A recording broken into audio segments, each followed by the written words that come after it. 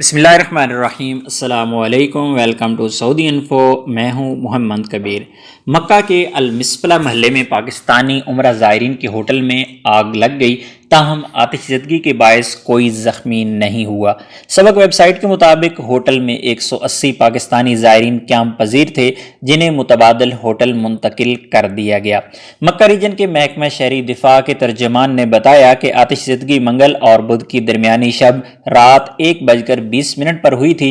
उन्होंने बताया कि इतला मिलते ही शहरी दिफा की मुतअद्दिद टीमें मौका पर पहुंच गईं और होटल को ज़ायरीन से खाली करा लिया गया। उन्होंने कहा कि आग बुझाने वाली टीमों ने मुख्तसर वक्त में आग पर काबू पा लिया, जबकि उम्रा ज़ायरीन को मुतबादल होटल भी फराहम कर दिया गया।